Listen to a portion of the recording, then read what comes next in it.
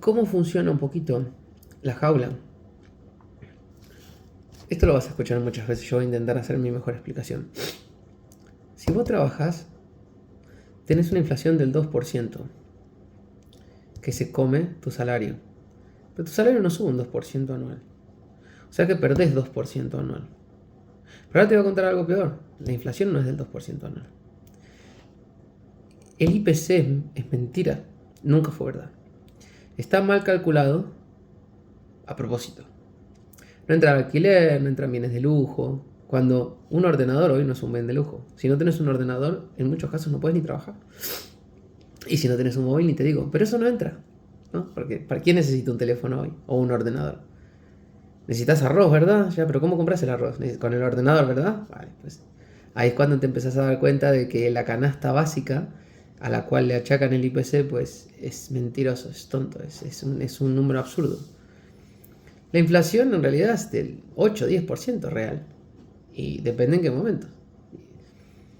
Y eso encima es compuesto. Si fuera 2% en 10 años tendrías como un 25% de aumento.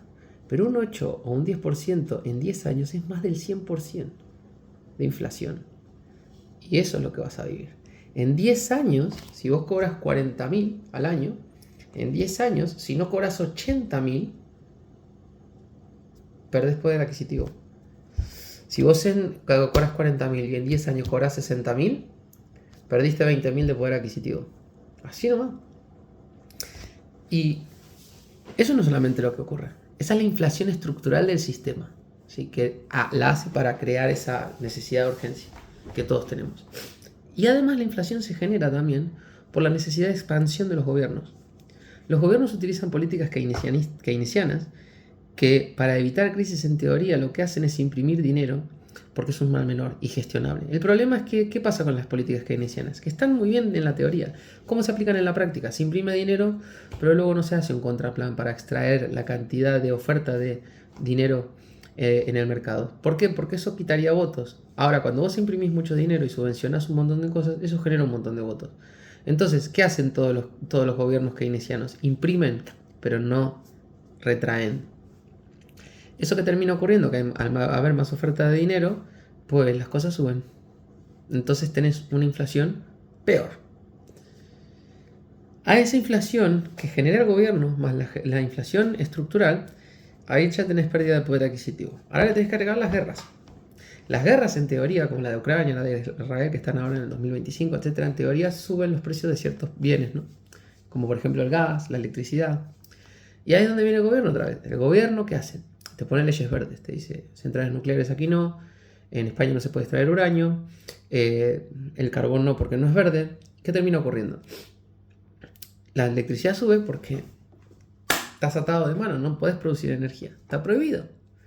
Entonces, ¿qué terminas haciendo? Le compras energía nuclear a Francia, porque si lo hacen en Francia, aunque sea el mismo planeta, ellos no lo tienen prohibido, entonces está bien comprarles. Fíjate qué estupidez. Acá está prohibido porque la energía nuclear no se considera verde, pero si la compras a Francia no pasa nada. Y mucho menos si le compras el gas a Rusia. Aunque estés en guerra, no importa. Vos le compras el gas a Rusia y se terminó. Porque es lo lógico. ¿Cómo se te va a ocurrir, ¿no?, dejar de ser verde? Ahí tenés la tercera causa estructural por las cuales los precios van a subir y van a impactar contra tu poder adquisitivo. Luego a esto está que cuanto más suben las cosas y más te suben el salario, porque las cosas suben y los salarios tienen que subir porque si no la gente no vive, ¿qué pasa? Empezás a ver lo que son los brackets, ¿no? Los tramos del IRPF que genera el gobierno para hacer digamos, un cobro de impuestos regresivo para la redistribución de la riqueza. ¿Qué ocurre? Que un bucero que ganaba 20.000 euros y que pagaba el 5% de impuestos termina cobrando 50.000 euros.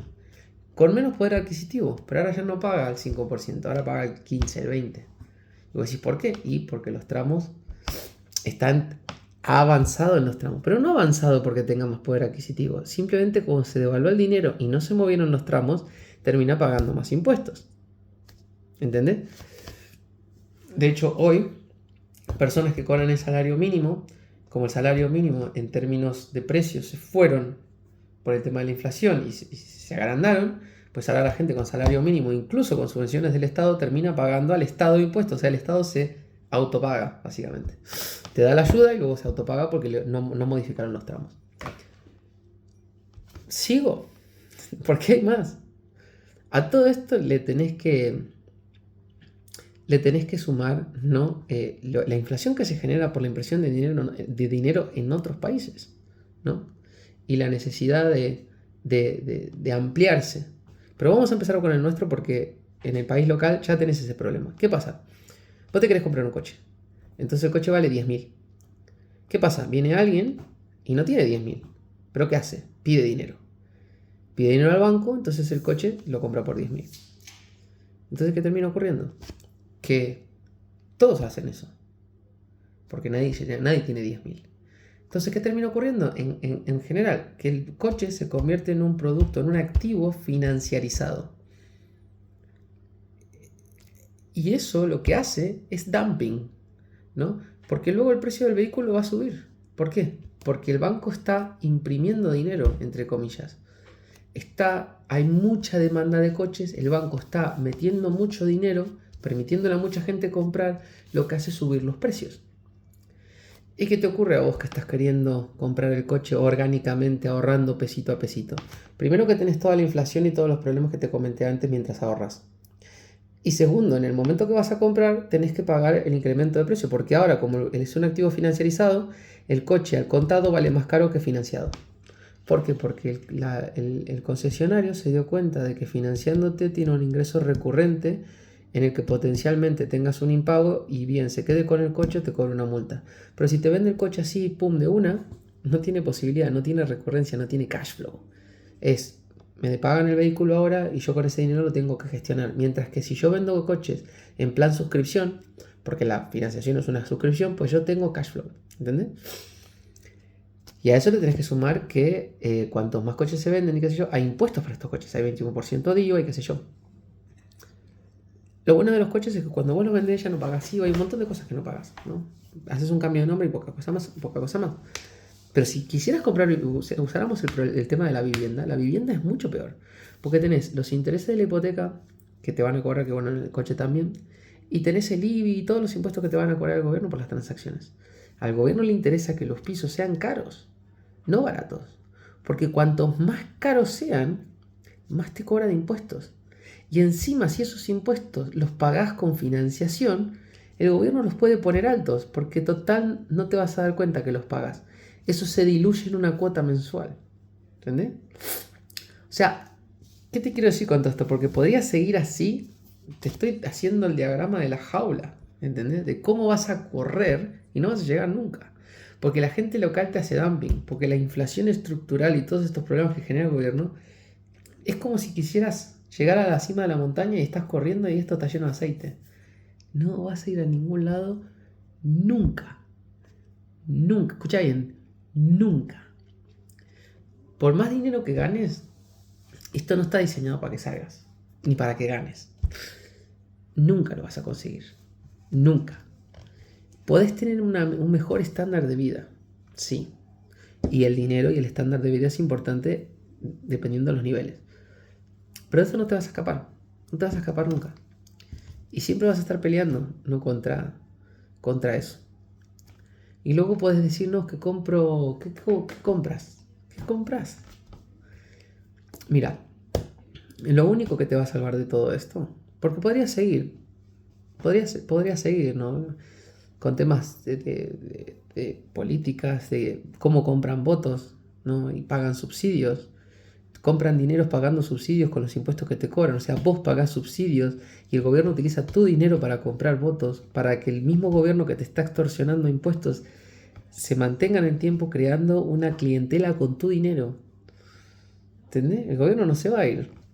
Y a esto hay que sumarle también que el gobierno cada vez crece más y cada vez traga más. ¿Por qué crece más? Porque el gobierno lo único que sabe hacer es crecer, porque es ineficiente. Porque cuando el gobierno hace algo mal, genera una comisión para ver qué hizo mal y luego contratar a alguien más para que lo haga bien y unos supervisores para que no vuelva a ocurrir. Cuando te crees, o sea, cada error del gobierno lo triplica por 3 al gobierno. Y luego, cuando llegaste a un puestito del gobierno, anda que te quiten. Eso es que el gobierno va arrastrando gente, va sumando gente. Son todos clientes, son todos votantes. Eso lo hacen con tu dinero. Entonces, el gobierno no tiene ningún incentivo para dejar de cobrarte, para dejar de extorsionarte, para dejar de extraer tu tiempo. Cero incentivo tiene. Es todo lo contrario. Entonces, lo vas a ver en todo. Cuando compras un coche, cuando compras una casa, cuando te vas a comprar algo, el gobierno te va a cobrar el 21% de IVA, el 10% de IVA. Te tiene que traquear, entendelo. No te vas a escapar. Está en todos lados. En el plato de sopa que te vas a comer, para el plato y la sopa pagaste IVA. Y tuviste que trabajar y pagar impuestos para ganarte el dinero con el que tenés que pagar impuestos para comprar la sopa. ¿Sí? Tu carga impositiva es mucho más del 50%. ¿Sí? Estás del mes que trabajas la mitad, más de la mitad, lo trabajas para el gobierno. Y si vos trabajas más de la mitad del tiempo de tu vida para el gobierno, más de la mitad de tu vida es esclavitud. Porque ese dinero no te vuelve. No te devuelve. No te devuelve porque dice, no, que luego bienes y servicios. No, una calle vale €1, el gobierno te la vende por 20. Es así como funciona. No tiene ningún incentivo para ser eficiente, y mucho menos eficaz. Cuanto más eficiente y eficaz es, más chiquito es, menos poder tiene, no le conviene. Entonces, ahora te voy a hacer, creo que estos son argumentos suficientes. De verdad que podría seguir hasta el hartazgo. O sea, es que hay un motivo detrás de otro. Todavía ni siquiera toqué las regulaciones. Que bueno, mencioné unas con el tema de la energía, pero las regulaciones hay en todos lados.